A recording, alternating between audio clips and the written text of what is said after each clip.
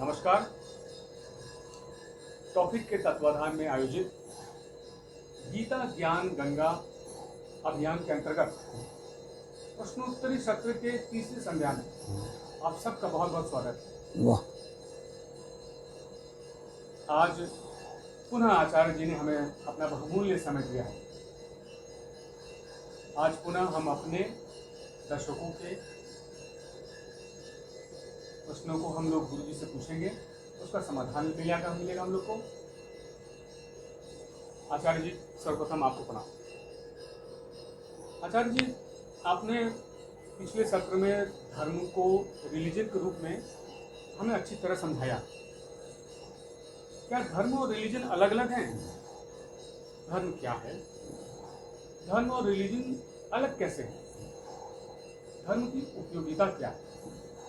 अभी तक हम लोग धर्म को रिलीजन समझ रहे हैं। कृपया धर्म के स्वरूप को स्पष्ट करने की कृपा करें।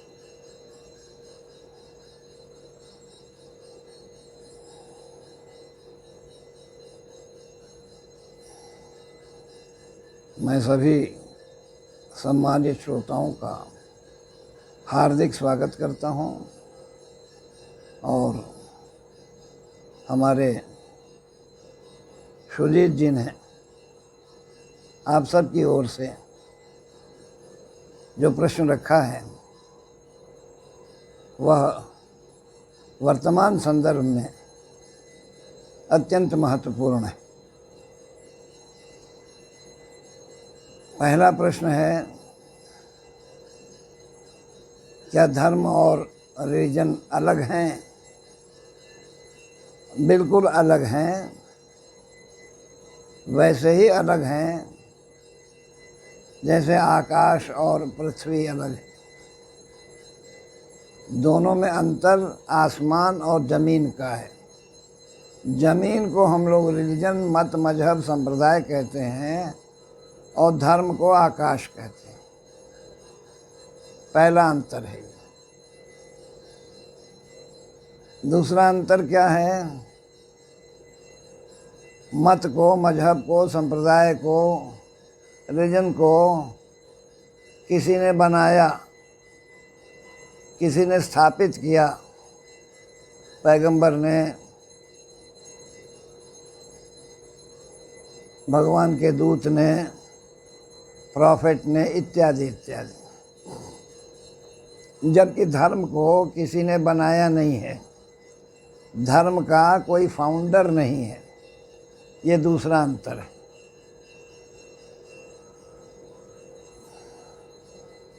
तीसरा अंतर क्या है?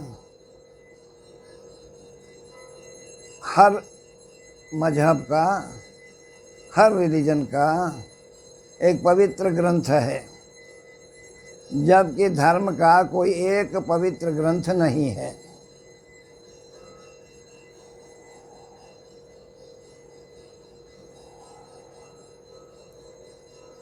रिलीजन में, मत में, संप्रदाय में अनुयायियों को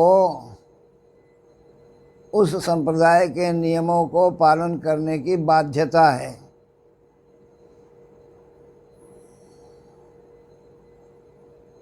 बौद्धिक संवाद नहीं हो सकता है। जबकि धर्म में ऐसा कोई आरोपण नहीं है कि ऐसे ही पूजा करना है, ऐसे ही पाठ करना है, ऐसे प्रार्थना करनी है। ऐसा कोई दबाव नहीं है कुछ। धर्म जो है, जो स्वीकार किया जाता है, उसको धर्म कहते हैं। और जो हमारे ऊपर आरोपित किया जाता है उसको मत, मजहब, संप्रदाय कहते हैं।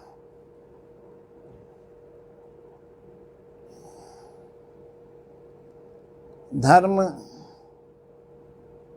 जैसे महाकाश है, वैसे ही असीम है, अनंत है, आदि मध्यांत रहित है, सत्य है, सनातन है। इसीलिए हम लोग जो है धर्म के साथ सनातन शब्द जोड़ते हैं। जो हमारे भारतीय संस्कृति का आधार है वो सनातन धर्म है। वो सनातन धर्म को आज हम लोग हिंदू धर्म के रूप में समझ रहे हैं, जान रहे हैं। अभी हुआ क्या है, जैसा आपने कहा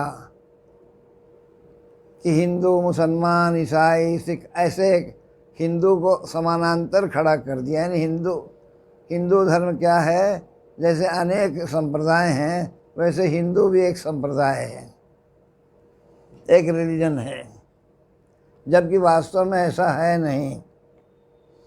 कोई हिंदू धर्म नाम का नहीं है कुछ भी। जो भी है वो सनातन धर्म है। सनातन धर्म में रहने वालों को हम लोग हिंदू कहते हैं। वो हिंदुत्व का अनेक परिभाषा है कि जो हिमालय से लेकर हिंद महासागर तक का जो क्षेत्र है, इसमें जो रहने वाले लोग हैं उनको हिंदू कहा जाता है। और सिंधु नदी के तट पर जिस सभ्यता संस्कृति का विकास हुआ वो सिंध से हिंद हुआ, उससे हिंदू बना, ऐसा भी एक परिभाषा है। तो हिंदुत्व या हिंदू धर्म, सनातन धर्म, सबसे पहले ये हम लोगों को स्पष्ट समझ लेना चाहिए कि ये कोई संप्रदाय नहीं है, कोई रिलीजन नहीं है ये, क्योंकि कोई संस्थापक नहीं है। सनातन धर्म में से अब जैसे ईसाई मत से यीशु मसीह को निकाल देंगे तो ईसाई मत नहीं बचता है। वैसे सनातन धर्म में से ऐसा कोई नहीं है जिसको निकाल दिया जाए तो सनातन धर्म समाप्त हो जाए।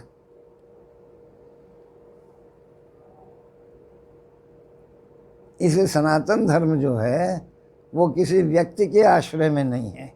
अब ये धर्म शब्द का अर्थ क्या है, आपने पूछा है कि धर्म का वास्तविक स्वरूप क्या है। ये संस्कृत का मूल शब्द है।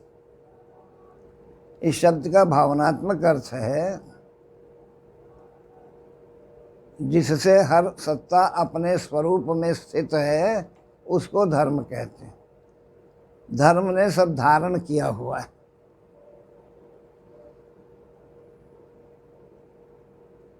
यानी जैसे अन्य मतों में सृष्टि के क्रम का विकास का एक सिद्धांत है, वो हर मत का एक अपना अलग सिद्धांत है, एक सिद्धांत है। सनातन धर्म में सृष्टि के विकास का कोई एक सिद्धांत नहीं है, अनेक सिद्धांत हैं यहाँ। जैसे एक सिद्धांत ये है कि वो ज्ञान रूपी परमात्मा जो हैं उन्होंने कुछ बनाया नहीं है,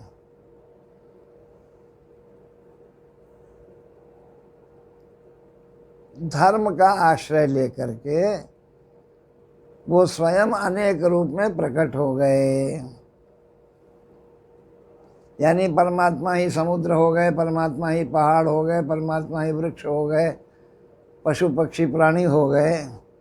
यानी जो कुछ भी हम देख रहे हैं वो सब परमात्मा ही सब जगह दिखाई दे रहे हैं। ये मूल दर्शन है, सनातन का मूल दर्शन है ये। एक दूसरा सिद्धांत क्या बोलता है कि धर्म वो विधान है, वो डिवाइन लॉ है, वो दैवी नियम है, विधान है, जिससे हर सत्ता अपने स्वरूप में स्थित है। कहाँ से निकला ये सारा संसार? धर्म से निकला है। धर्म कहाँ से निकला? वो ब्रह्म से निकला है। यानी परमात्मा से धर्म निकला, नियम, क्योंकि ये संपूर्ण जगत जो है एक नियम से शासित हो रहा है, एक कानून से शासित हो रहा है। एक दैवी कानून है, एक प्राकृतिक कानून है, और एक मनुष्य का स्थान स्थान पर देश देश में बनाया हुआ कानून है, जिसको हम लोग संविधान कहते हैं। तो धर्म क्या है? वो दैवी संविधान है, जिस संविधान से सारा कुछ निर्मित हुआ है। इसीलिए धर्म को किसी ने बनाया नहीं है, धर्म से सब कुछ बना है। हमारा आपका भी जन्म कैसे हुआ है? धर्म से हुआ है। हमारे माता पिता ने धर्म के आश्रय में एक दूसरे से योग किया, उसके परिणाम में हम आप पैदा हुए। हम लोग धर्म के संतान हैं। धर्म किससे बना है? तो सत्यो नास्ति परो धर्म। धर्म जो है वो सत्य से बना है।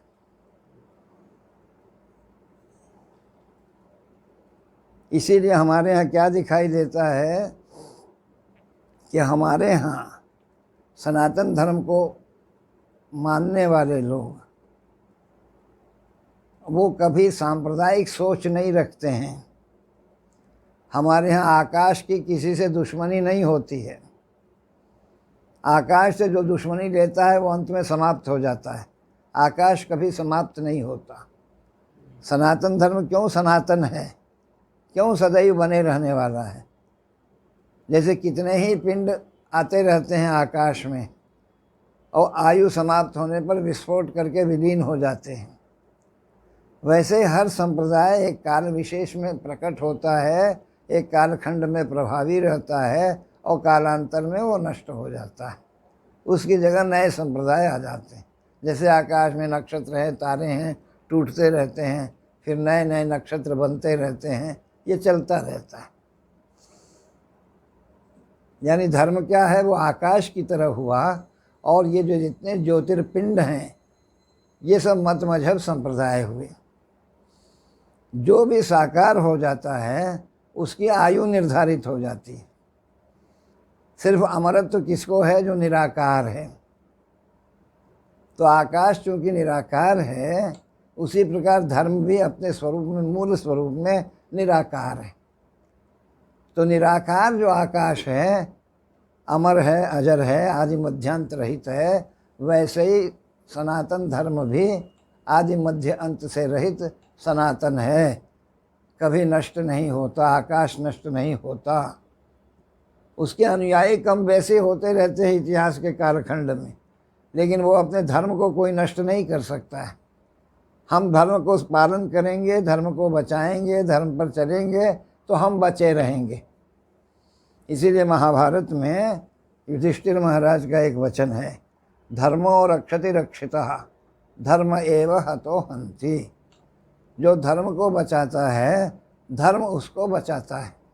और जो धर्म को नष्ट करता है, धर्म, आकाश तो नष्ट होगा नहीं, हम नष्ट हो जाते हैं।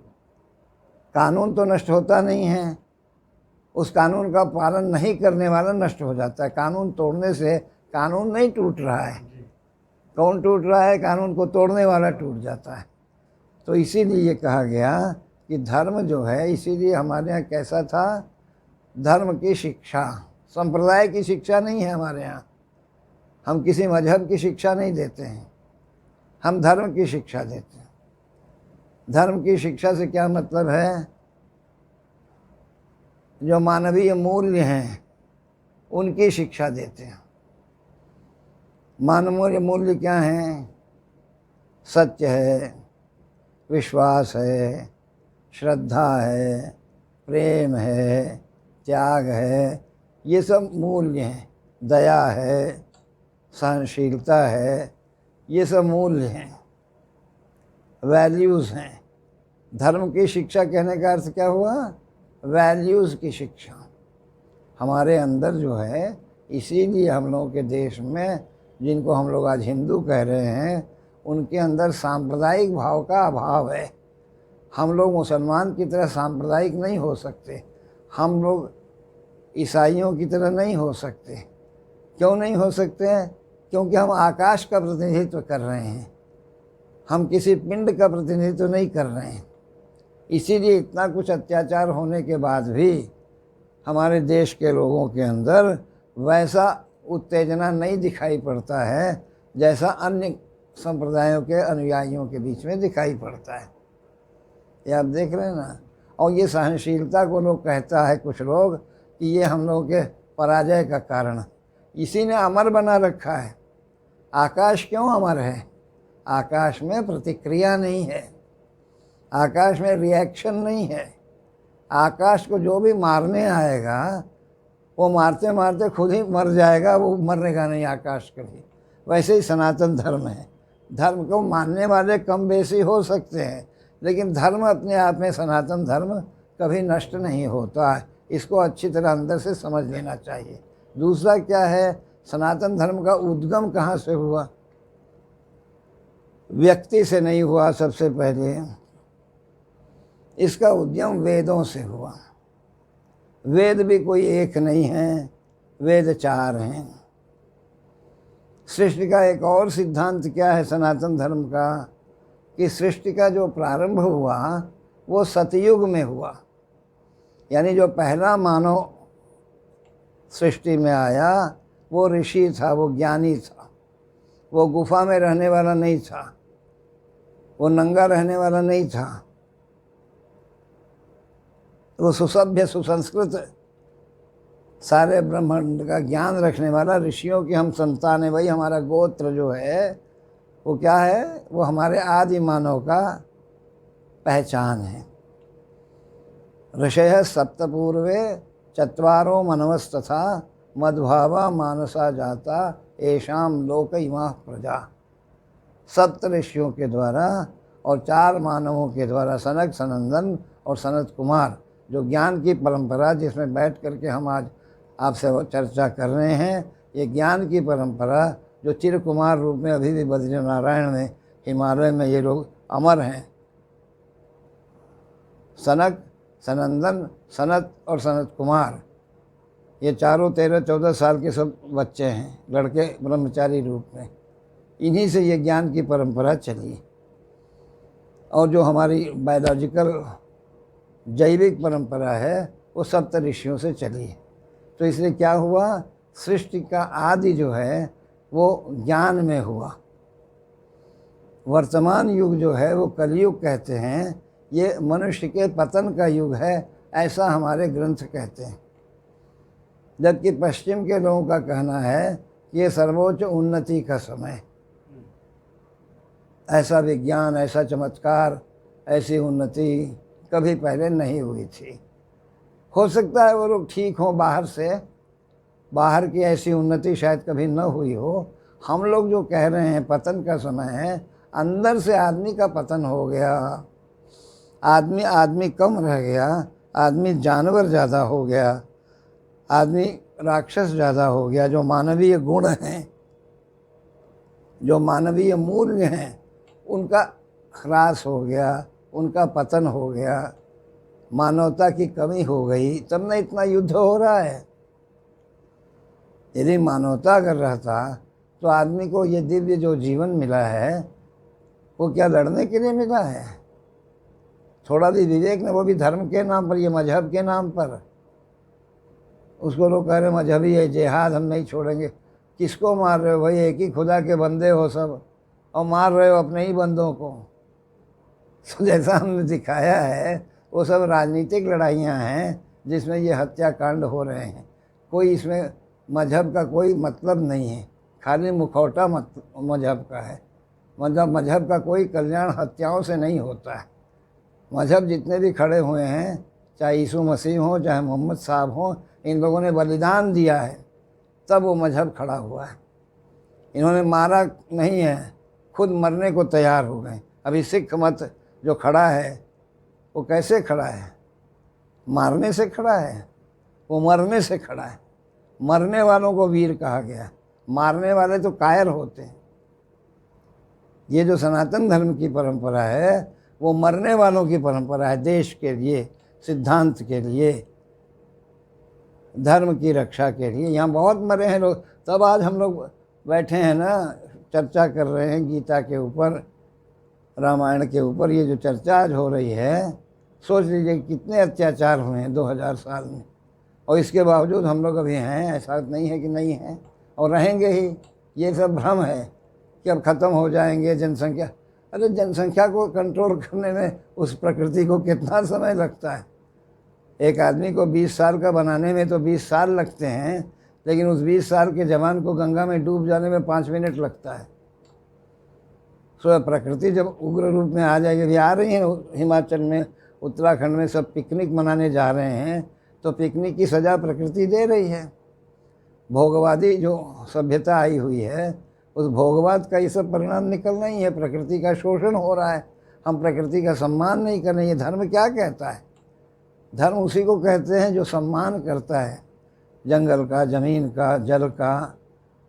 यहाँ सबकी पूजा हो रही थी, क्यों हो रही थी? इन सब से हमारा पर्यावरण सुरक्षित रहता है। ये धर्म है। तो धर्म जो है वो एक भी नहीं है, अनेक भी नहीं है, ये स्पष्ट रूप से समझें।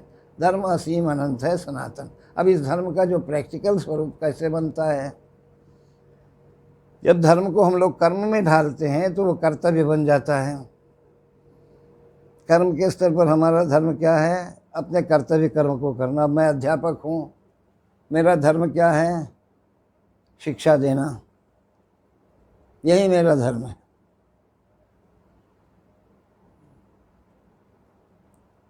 परिवार में संबंध हैं, संबंध के स्तर पर क्या है धर्म? मर्यादा का पालन करना। माँ है, पिता हैं, इनका सम्मान करना, इनकी सेवा करना। पत्नी है, बच्चे हैं, जो मर्यादा पुरुषोत्तम श्री राम हम लोग कहते हैं। रामो विग्रहवान धर्म। वाल्मीकि जी ने कहा कि भगवान श्री राम धर्म के स्वरूप हैं। धर्म का संबंध चरित्र से है, किसी उपासना पद्धति से नहीं है इसका संबंध विशेष, हमारे कैरेक्टर से इसका संबंध है। कैरेक्टर क्या है? कि गुरु को गुरु समझना, पद की मर्यादा को रखना। ये संबंधों के स्तर पर धर्म का प्रवेश है। ऐसे जीवन के हर आयाम में धर्म का प्रवेश है। गीता में कम से कम 56 बार भक्ति शब्द का प्रयोग भगवान ने किया है, धर्म शब्द का प्रयोग किया है। धर्म से रहित कुछ है ही नहीं, धर्म में ही सब स्थित है, धर्म से ही विकास हो रहा है। अगर धर्म पर चलेंगे, धर्म का मार्ग ही है जो परमात्मा में ले जाता है। और मत संप्रदाय आए क्यों? धर्म की शिक्षा देने के लिए आए ये लोग। आदमी बन के कैसे जीना है और फिर देवता बन के कैसे ऊपर जाना है, इसकी शिक्षा देने के लिए ही सारे मजहब, संप्रदाय, रिलीजन आए। लेकिन इन लोगों ने बाद में इसीलिए क्यों नष्ट हो गए? बहुत से संप्रदाय, मजहब, रिलीजन आए इतिहास में, मानो क्यों नष्ट होते हैं?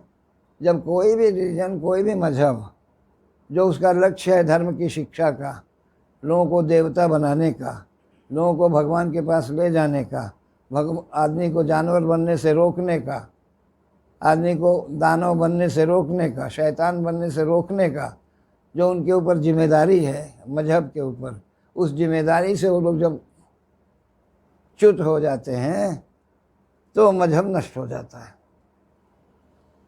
हम लोगों ने इतिहास में इसको कई बार देखा है। कई मजहब आए, जब तक अपने लक्ष्य पर थे तब तक वो ठीक चले, जैसे ही अपने लक्ष्य से च्युत हुए। कैसे लक्ष्य से च्युत हुए? जब दूसरे के प्रति घृणा फैलाना शुरू किया।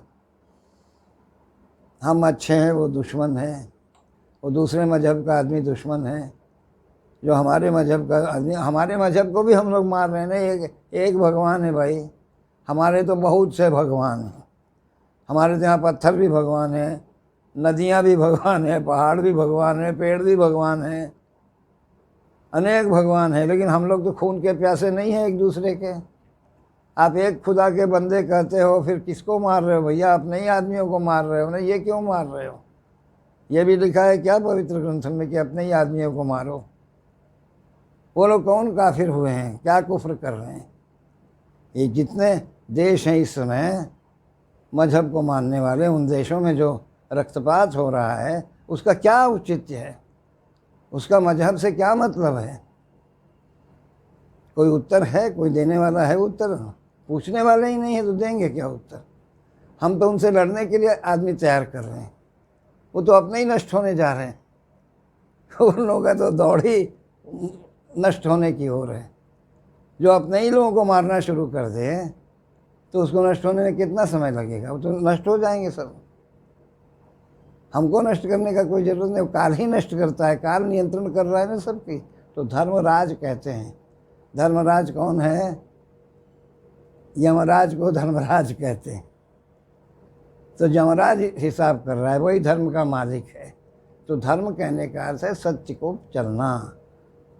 सत्य को अपना करके जीवन में चलेंगे तो हम धर्म को अपनाएं। तो ये संक्षेप में हमने धर्म के स्वरूप को आपके सामने रखा है कि धर्म को अपनाएंगे तो हमारी रक्षा होगी। धर्म एक कवच है। एक छोटी सी कहानी आपको कह के बात को विश्राम देंगे। एक बार काशी से एक विद्यार्थी तक्षशिला विद्यालय में विद्याध्ययन करने गया। वहाँ विद्याध्ययन कर ही रहा था आचार्य के अंतर्गत।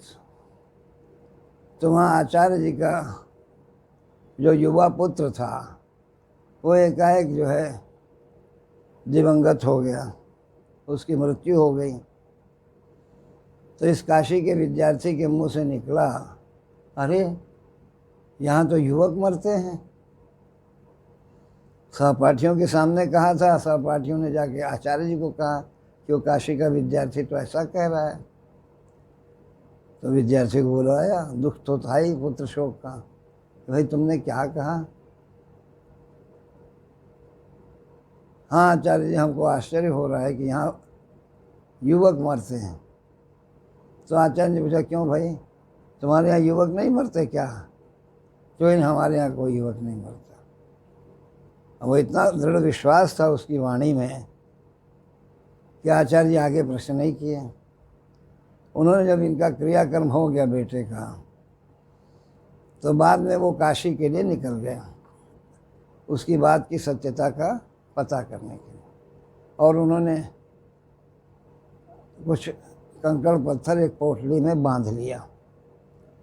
पूछते हुए उस विद्यार्थी के घर पर पहुँचे। गृह स्वामी ने, उस विद्यार्थी के पिता ने सुना कि तक्षशिला से आचार्य जी आए हैं, तो तुरंत दे करके, आसन दे करके बैठा करके स्वागत करना चाहा। तो कहे, महाराज मैं स्वागत के लिए नहीं आया हूँ। पुत्र शोक से चेहरा उदासी था। उन्होंने बड़े गंभीर उदास वाणी में कहा, मैं बड़ा दुखद समाचार लेकर आया हूँ महाशय। तो कहे, क्या दुखद समाचार लाए हैं? आपका पुत्र जो है वो मृत्यु को प्राप्त हो गया करके वो हड्डियों का वो पोटली जो है आगे बढ़ाया।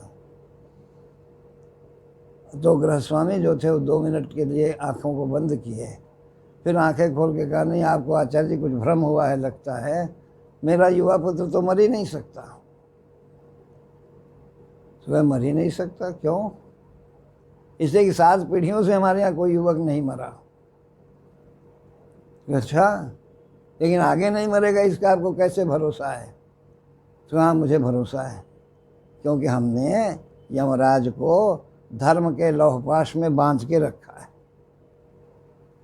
तो जहाँ धर्म है वहाँ मृत्यु का क्या काम है? मृत्यु तो वहाँ है जहाँ धर्म है। इसीलिए कहते हैं कि धर्म जो है वो सभी प्रकार के आपदाओं से रक्षा करने वाला वो विधान है, वो नियम है, वो कानून है। उस कानून को मान करके जीवन में चलेंगे तो हम हमेशा सुरक्षित रहेंगे। इन्हीं शब्दों के साथ विश्राम देता हूँ। सुजीत जी, आपका बहुत बहुत धन्यवाद। सारे श्रोताओं का बहुत हार्दिक आभार। मैं पुनः गुरु जी का बहुत बहुत धन्यवाद करता हूँ कि उन्होंने अपने अनमोल वचनों से, अपने अनमोल विचारों से हमें अभिभूत किया। मैं गुरु जी से पुनः प्रार्थना करना चाहता हूँ। मैं ये लोभ नहीं बचा पा रहा हूँ कि मैं उनसे पुनः प्रार्थना करूँ कि आप फिर से हम लोगों को अपने उत्तर से अभिभूत करें। मैं सभी श्रोतागण की तरफ से आपका अभिनंदन करता हूँ, धन्यवाद करता हूँ। प्रणाम।